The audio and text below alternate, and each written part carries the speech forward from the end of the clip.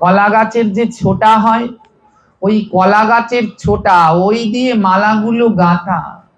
যখন আপনারা কোনো ধাম ভ্রমণে যাবেন, অবশ্যই ভগবানের জন্য আর কিছু নেন বা না নেন, একটা ফুলের মালা নিবেন। হ্যাঁ, বড় দুঃখ কি জানেন, এখানে এত ভাগবত হচ্ছে, কিন্তু এখনো আমরা অনেক অনেক পিছনে আছি। এখনো আমাদের অনেক কিছুই শেখা হয়নি। হ্যাঁ, আমরা এই ভাগবত পাঠের পরে, এই ভাগবত পাঠের পরে ভোগারতির পরে একটা কীর্তন গাইতে হয়। কীর্তনটার নাম হলো নাম পূরণ। নাম কি? প্রত্যেকটা কীর্তনের একটা করে নাম আছে, দেখবেন এই কীর্তনটার নাম হলো গিয়ে নাম পূরণ। নাম পূরণ বললে অনেকেই চেনে না। হ্যাঁ, নাম পূরণ কেন বলে? এই কীর্তন না গাইলে পরে কোনো নাম পূর্ণ হয় না, এর জন্য এই কীর্তনটাকে বলা হয়েছে নাম পূরণ। হ্যাঁ, ভগবানের যেই কোনো এই নামযজ্ঞ যখনই হবে, এই কীর্তনটা গাইতে হবে। প্রত্যেক ভক্তদের উচিত এই কীর্তনটা করা, প্রতিদিন করা উচিত। এর জন্য একে বলে নাম পূরণ। নাম পূরণ বলছি তাই আপনারা চিনতে পারছেন না, কিন্তু আদৌ সবাই জানেন এই কীর্তনটা। এটা কোন কীর্তন জানেন? হরি হরায় নম কৃষ্ণ যাদবায় নম, যাদবায় মাধবায় কেশবায় নম। এই কীর্তনটাকে বলা হয় নাম পূরণ। হ্যাঁ, প্রতিদিন এই কীর্তনটা সবার করা দরকার। এই কীর্তন না করলে কোনোদিন নাম পরিপূর্ণ হয় না। এই যে ভাগবত পাঠ, এর শেষে যে নাম করে, এই নামের শেষেও আবার এই কীর্তনটা করতে হয়। যখনই নাম হয়, নাম হলেই নামের শেষেই হরি হরায় নম গাইতে হয়। হ্যাঁ, তো এই নাম পূর্ণ না করলে, নাম পূরণ কীর্তন না করলে কোনোদিন নাম পূর্ণ হয় না। এই নাম পূরণ কীর্তন, এই হরি হরায় নম কৃষ্ণ, এটার ব্যাখ্যা দিলে 7 দিনেও সম্পূর্ণ হবে কিনা জানি না। হ্যাঁ, আমরা অনেকেই গানগুলো গাই, এই ভজন কীর্তনগুলো করি, কিন্তু অর্থ অনেকেই জানি না। এই যে হরি হরায় নম কৃষ্ণ যাদবায় নম, যাদবায় মাধবায় কেশবায় নম, এই 4 লাইন কে গেয়েছিল জানেন? স্বয়ং চৈতন্য মহাপ্রভু। তিনি এই 4 লাইনই কীর্তন করতেন, তিনি অন্য কিছু করতেন না। তিনি এই 4 লাইনই বলতেন, হরি হরায় নম কৃষ্ণ যাদবায় নম, যাদবায় মাধবায় কেশবায় নম। আর এর পরের লাইনগুলো পরবর্তীকালে লিখেছেন নরোত্তম ঠাকুর মহাশয়। আগে ছিল মহাপ্রভুর সময় ছিল 4 লাইন, পরে এর সাথে আরো লাইনগুলো যুক্ত করা হয়েছে। এই লাইনগুলোর কাটানগুলো জানেন? হরি হরায় নম কৃষ্ণ যাদবায় মানে যাদব, যাদবায় নম, যাদবায় মাধবায় মানে মাধব, কেশবায় নম, গোপাল গোবিন্দ রাম শ্রীমধু সুদন গিরিধারী গোপীনাথ মদন। কয়জন হলো? 12 জন। বললে শোনো, প্রতিদিন কিছু করো আর না করো, ভগবানের এই 12টা নাম অন্তত করো। এই 12টা হলো ভগবানের দিব্য নাম। তাই আর কিছু করবেন আর না করবেন, প্রতিদিন যেন নাম কীর্তন করা। ঠাকুর ঘরে বসে একটু কীর্তন করেন না, এই 4টা লাইন ভগবানের দিব্য, এই 12টা নাম অবশ্যই করবেন। হ্যাঁ, এই লাইনগুলো কত সুন্দর জানেন? হরি হরায় নম কৃষ্ণ যাদবায় নম, যাদবায় মাধবায় কেশবায় নম, হরি হরায়। সবাই কারো মুখ যেন বন্ধ না থাকে।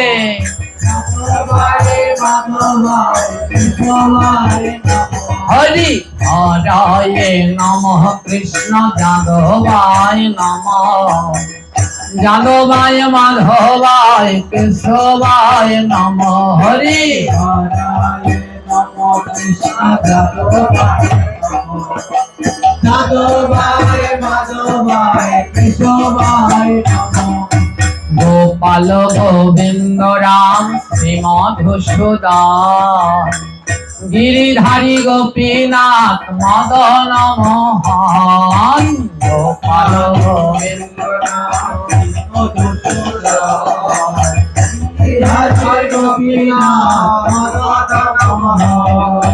শ্রী চৈতন্য নিত্যানন্দ শ্রী অদ্বৈত সীতা শ্রী চৈতন্য নিত্যানন্দ শ্রী অদ্বৈত সীতা আবার হরি গুরু বৈষ্ণব ভাগবত গীতা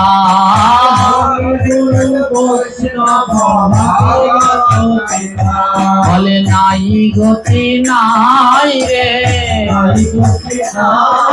ওই গীতায় আর ভাগবত ছাড়া নাই গতি নাই রে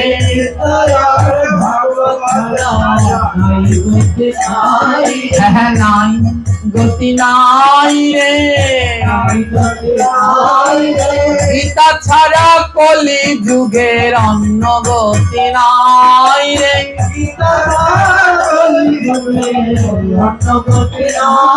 তাই গীতা পর ভাই রে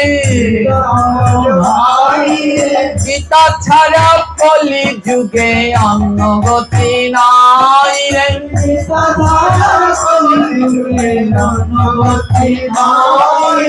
হরি গুরু বৈষ্ণব ভাগবত গীতা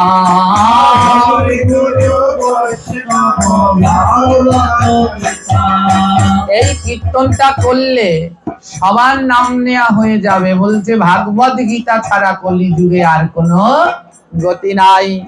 তারপরে কি বললেন? শ্রীরূপ সনাতন ভট্ট রঘুনাথ শ্রীরূপ আবার শ্রী গোপাল ভট্ট দাস রঘুনাথ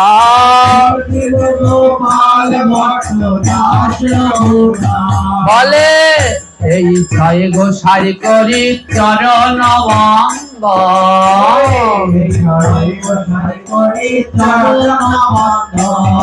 আরে যাহা হইতে বিঘ্ন নাশ অভীষ্ট পুরাণ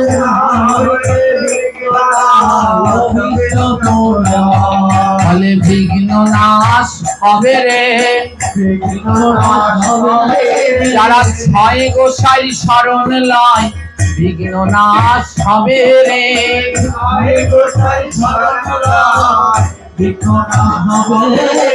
তাদের অভীষ্ট পূরণ হবে তাদের অভীষ্ট পূরণ হবে তারা গোলক বৃন্দাবনে যাবে অভীষ্ট পূরণ হবে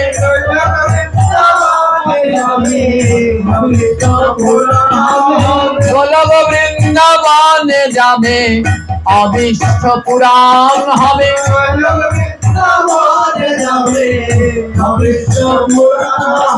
যাহা হইতে বিঘ্ন নাশ অভীষ্ট পূরণ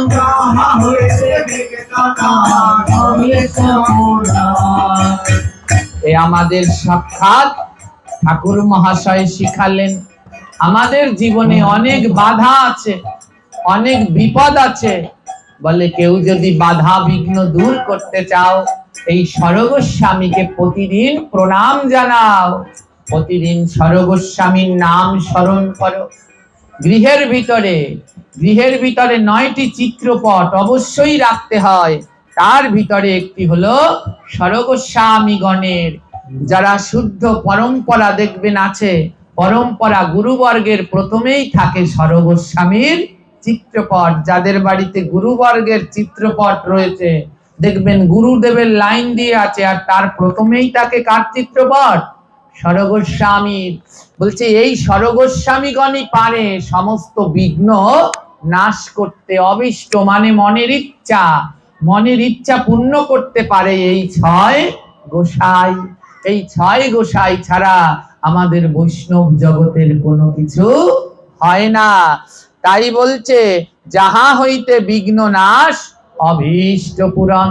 বলে যারা প্রতিদিন এই 6 গোসাইয়ের নাম নেয়, প্রতিদিন 6 গোসাইয়ের চরণে পুষ্প দেয়, তাদের মনের ইচ্ছা পূর্ণ হয়, সমস্ত বিঘ্ন দূর হয়। আর ঠাকুর মহাশয় কি বললেন, এই ছয় গোসাই যার মুই তার দাস,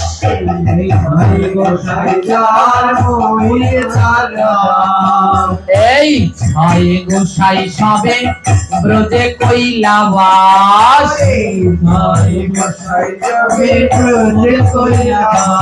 আবার রাধা কৃষ্ণের নিত্য লীলা করিলা প্রকাশ,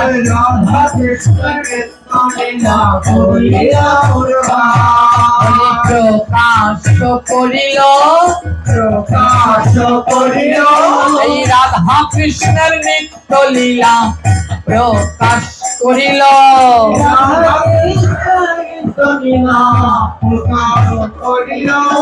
প্রকাশ করিল এই যুগল রূপের নিত্য লীলা প্রকাশ করিল,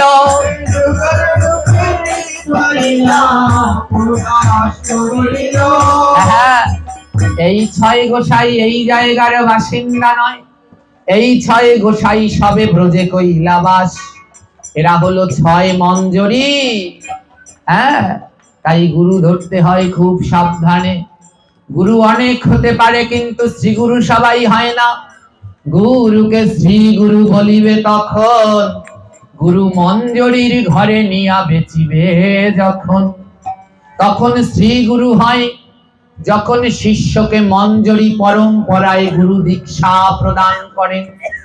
এই ছয় জন মঞ্জরি আছে, এই ছয় মঞ্জরি এরা বাস করতেন সেই গোলক বৃন্দাবনে। তাই বলছে এই ছয় গোসাই সবে ব্রজে কইলা বাস, এরা সেই ছয় মঞ্জরি, রাধারানীর প্রিয় মঞ্জরি ছয় জন, এরা গোলক বৃন্দাবনে বাস করত। এই কি করলেন, গোলক বৃন্দাবনে সেই রাধা কৃষ্ণের লীলা প্রকাশ করবার জন্যে, তারা এই কলিহত জীবদের উদ্ধার করবার জন্যে এই ছয় গোসাই এগিয়ে আসলেন। তাই বললেন রাধা কৃষ্ণের নিত্য লীলা করিল প্রকাশ। কে রাধা কে কৃষ্ণ, কি ভাগবত কি গীতা, আমরা কিছুই পেতাম না যদি এই ছয় গোসাই না আসতো। তাই নরোত্তম ঠাকুর মহাশয় বললেন, এই ছয় গোসাই যার মই তার দাস,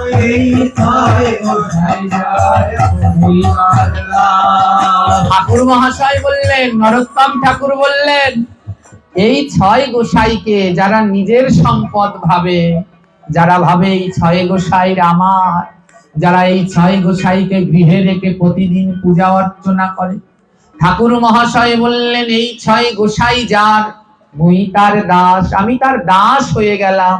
প্রেম ভক্তির মহাজন নরোত্তম ঠাকুর মহাশয় বললেন এই ছয় গোসাইকে যারা অর্চন করে আমি তাদের দাস।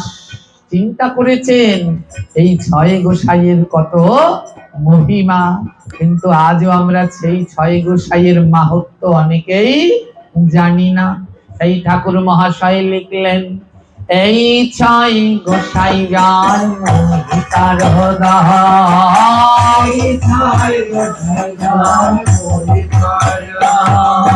তা সবার পদ হরেন মোর পঞ্চগ্রাস,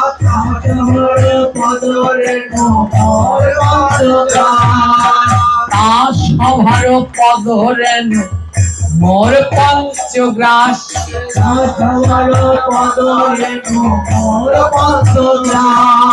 জয় নিতাই। এই কীর্তন কি আজকে আপনারা প্রথম শুনলেন? জোরে বলবেন, প্রথম শুনেছি?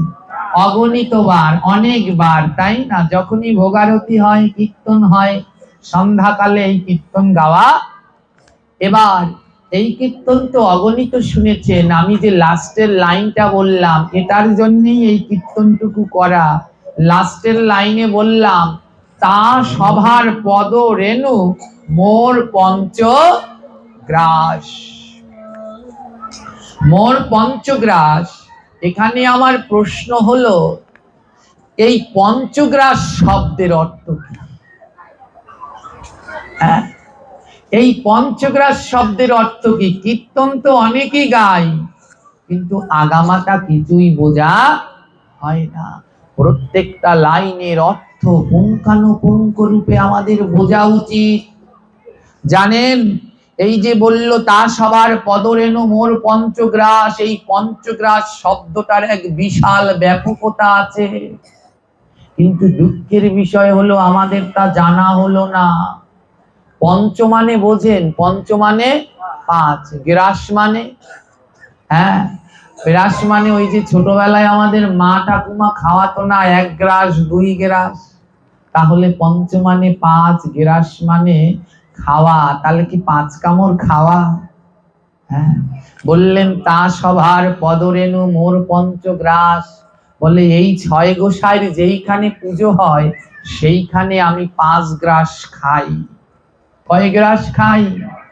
5 গ্রাস গ্রহণ করি। তা সভার পদরেণু মোর পঞ্চগ্রাস। মনে রাখবেন, এই ভাগবত পাঠ শোনা তার সেই দিন সার্থক হবে। বলতে পারেন এই পাঠের শেষে তো সবাই প্রসাদ পাই, আমরা প্রসাদ পাই না? এই প্রসাদ কয় প্রকার? হ্যাঁ, যারা প্রত্যহ ভাগবত শোনেন, একটু মাঝে মাঝে অন্তত হরি কথা ভাগবত শ্রবণ করবেন। সবার হাতে হাতে তো টাচ মোবাইল রয়েছে, এই মোবাইলগুলোকে অন্য কাজে না লাগিয়ে লাগান অন্য কাজে, কিন্তু মাঝে মাঝে ওতে একটু হরি কথা ভাগবত কথা শ্রবণ করবেন। কত মহৎ মহৎ ব্যক্তি একটা সময় ছিল, হ্যাঁ, যখন দুর্লভ যারা ছিল তাদের হরি কথা শ্রবণ করা খুব কঠিন ছিল। হ্যাঁ, আমার এখনো মনে আছে, আমার ছোটবেলায় নন্দদুলাল গোস্বামী, শ্রীপাদ নন্দদুলাল গোস্বামীর নাম শুনেছেন? এক সময়ে বাংলাদেশের বাঘা পাঠক ছিলেন, এখন বয়স হয়ে গেছে। আমাদের বরিশাল হাটখোলা মন্দিরে তিনি পাঠ করতেন, এই কোনো সাউন্ড টাউন্ড লাগতেন না, তার গলার এমন স্বর ছিল। হ্যাঁ, এই নন্দদুলাল গোস্বামী এক সময় ছোটবেলায় তার পাঠ শুনবার জন্য, তখন তো আর এই মোবাইল ছিল না, আমাদের বাড়ি থেকে বরিশাল যেতে হলে তখন 2টা ফেরি পার হতো। হ্যাঁ, এই পার হতে ফেরি পার হয়ে কাকুর সাথে বরিশালে গিয়ে তার পাঠ শুনতাম। আর এখন কত সহজ, ঘরে বসেই কত মহামহাজনের পাঠ শোনা যায়। হ্যাঁ, বিল্লমঙ্গল প্রভু, বিল্লমঙ্গল বাবা, গোপীনাথ ব্রহ্মচারী, রাহুল কৃষ্ণ দাস, কত কত মহৎ মহৎ জনের হরি কথা, হ্যাঁ, গোপাল প্রভু, সাম্য চক্রবর্তী, এদের মতো কত কত, এদের পাঠ শুনলে বুঝবেন।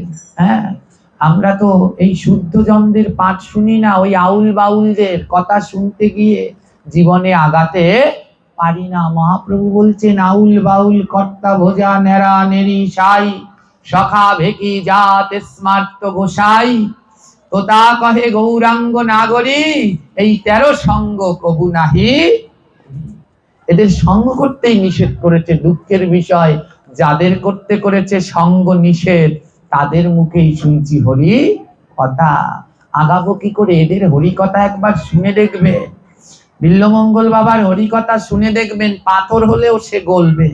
সাম্য চক্রবর্তী ক্লাস 10-এ পড়ে, বাংলাদেশে বর্তমানে, জানি না ও বড় হলে কি হবে, ক্লাস 10-এ পড়ে, অহর অহর সংস্কৃত শ্লোক, শুদ্ধ শ্লোকের উচ্চারণ। হ্যাঁ, রাহুল কৃষ্ণ দাস, কত কত শুদ্ধ, দামোদর কৃষ্ণ দাস, এই দামোদর প্রভু, ভক্তি কিঙ্কর দামোদর দাস, এদের হরি কথায় যেন অমৃত সুধা ঝরে পড়ছে। যত শুনবে ততই জ্ঞান আর ভক্তি দুই বাড়বে। আর আমাদের মতো অপবিত্র মুখে হরি কথা, বিশেষ করে আমার কথা বলছি, হ্যাঁ, এই সব মুখে হরি কথা শ্রবণ করলে অভক্তি বাড়বে, ভক্তি আর বাড়বে না, কারণ এখনো তো আমারই রুচি ভক্তি নিষ্ঠা হয়ে ওঠেনি। তাই আপনাদের সকলার চরণে আমার এক বিনীত অনুরোধ, ভাগবতে পড়েছি যে ভক্তের কথাই ভগবান শোনে, আপনারা একটু আমার জন্য ভগবানের কাছে বলবেন, আমার মনের ভিতরের এই অহংকার, কাম, ক্রোধ, লোভ, মোহমত, মাৎসর্য, এই ষড়রিপু, এই ষড়রিপু যেন, এই ষড়রিপুকে যেন আমি প্রতিপালন করে, লালন পালন করে নয়, এদেরকে যেন সংযত করে গোবিন্দের চরণে লাগাতে পারি, নিয়ে যেতে পারি, সদা সর্বদা যেন সাধুগুরু বৈষ্ণবের চরণে অনন্তকাল ধরে আমার নিষ্ঠা, রুচি, ভক্তি, বিশ্বাস থাকুন।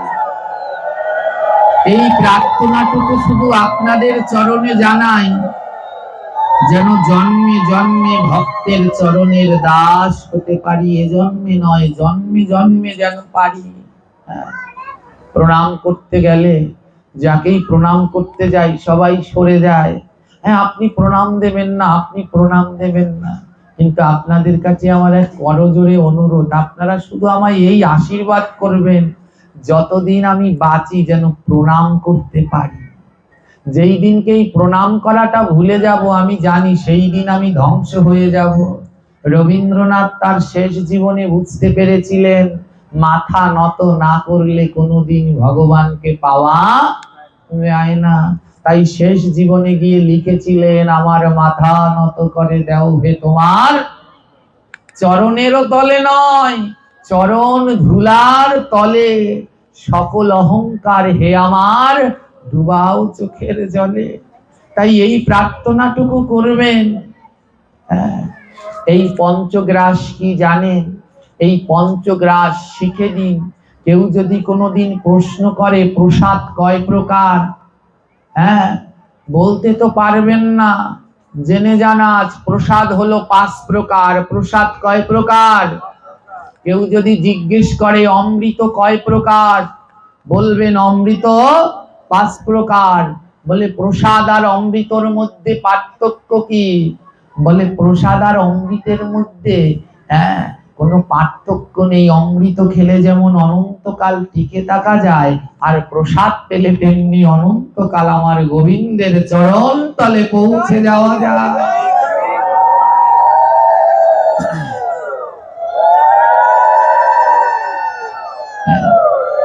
এই যে এই কীর্তনটার ভিতরে লিখেছে, তাসভার পদরেণু মোর পঞ্চগ্রাস। এই পঞ্চগ্রাস শব্দের অর্থ হলো 5 প্রকারের প্রসাদ। ভাগবত পাঠে তো আসেন, কিন্তু এই পাঠ তার শোনা সার্থক হবে যে এই 5 প্রকারের প্রসাদ গ্রহণ করে বাড়ি যেতে পারবে। যদি 1 প্রকারের প্রসাদও বাদ যায়, তাহলে তার আর হরি কথা পরিপূর্ণরূপে সার্থক হলো। 5 প্রকারের প্রসাদ কি? তরমুজ 1 প্রকার, ক্ষীরই 1 প্রকার, শশা 1 প্রকার, এই আজকে আবার খিচুড়ি আছে, পরমান্ন আছে, এই 2 প্রকার। এই 5 প্রকারের প্রথমটার নাম কি জানেন? প্রথমটার নাম হলো অধরামৃত। প্রথম প্রসাদের নাম কি? ওই যে বললাম অমৃত 5 প্রকার, প্রত্যেকটা শেষে অমৃত আছে। অধরামৃত, অধর মানে মুখ। ভাগবত পাঠে, হরি সেবায় বৈষ্ণব সেবায় গেলে অধরামৃত পেতে হয়। অধরামৃত মানে মুখ দিয়ে যেটা গ্রহণ করবেন তার নাম হলো অধরামৃত। মুখ দিয়ে কি গ্রহণ করবেন? এই যে এখানে ভোগ দেয়া হলো সেই প্রসাদ না, মিলিয়ে দেবে সবাই, সেটা বদনে মুখে গ্রহণ করবেন। পাঠ শেষে যেটা আপনাদের দেয়া হবে এর নাম হলো অধরামৃত। এই হলো 1 প্রকার প্রসাদ। কয় প্রকার? প্রথমটার নাম অধরামৃত, যেটা অধর দিয়ে পেতে হয়। অধর দিয়ে পাবেন। দ্বিতীয় প্রসাদটির নাম হলো ঘ্রাণামৃত। দ্বিতীয়টার নাম কি? এই যে অধর, এই মুখ, তার উপরেই আছে নাসিকা, ঘ্রাণামৃত। এই পাঠের শেষে ভগবানের একটু প্রসাদী ফুল নিতে হয়। ফুল নিতে হয়। জানেন কিচ্ছু মাঝে মাঝে খুব হাসি পায়, কিছু কথা যখন একা একা ভাবি খুব হাসি পায়। ওই ঠাকুর মশাই যখন পুজো করে, পুজোর শেষে আশীর্বাদ দেয় না, একটু ফুল দেয় না, ফুলটা নিয়ে আমরা কি করি? কানে দিয়ে রাখি। জানেন ওটা কানে দেয় না, ওটা কানে দেয় না। ওটার ঘেরান শুকতে হয়। কিন্তু দুঃখ হলো আজ অব্দি কোনো ঠাকুরও বললেন না ওটা কানে দিতে নাই, ওটার ঘেরান নিতে হয়। আর কেউ নিল না। ঠাকুরে আশীর্বাদ দেয় আর এরা নিয়ে কানের মধ্যে গুজে রাখে। আরে না, ওটা কি? ওই ফুলটা কি? ওটা ভগবানের চরণে ছিল। ওই ফুলটাকে নিয়ে নাকে ঘ্রাণ নিতে হয়। কানের মধ্যে রাখে কেন? বলে ওই ভগবানের চরণের ফুল তো যে জায়গায় সে জায়গায় ফেলা যায় না, তাই যেই জায়গায় সেই জায়গায় ফেলে না, তাই ওটাকে কি করে ঘেরান নিয়ে কানের কানের মধ্যে রেখে দেয়, যেন যেই সেই জায়গায় না পড়ে। তাই কি করে, যখন আগের দিনের মানুষ তো পুকুরে নদীতে স্নান করত, যখন ওই পুকুরে নদীতে স্নান করত, যেই এমন কান মাথা ডলা দিত, কান থেকে ফুলটা জলের ভিতরে পড়ে যেত। এই হলো আসল তত্ত্ব।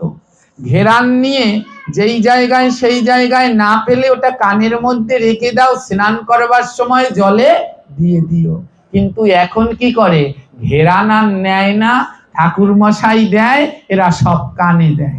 বাচ্চাদের কয় নে মনু আশীর্বাদ নে, ফুল দেয়, বুড়ায় কয় কানে দে কানে দে কানে দে। হ্যাঁ, কিন্তু ওর যে ঘেরান নিতে হবে সে আর কেউ শিখায় না। সাবধান। আর কত কানে দেবেন? কানে দিতে দিতে তো এই পর্যন্ত এলেন, আর কত দেবেন? যখন এই ভাগবত পাঠের শেষে এই যারা ব্যাসাসনে থাকবে তাদের কাছ থেকে দুটো জিনিস নিবেন।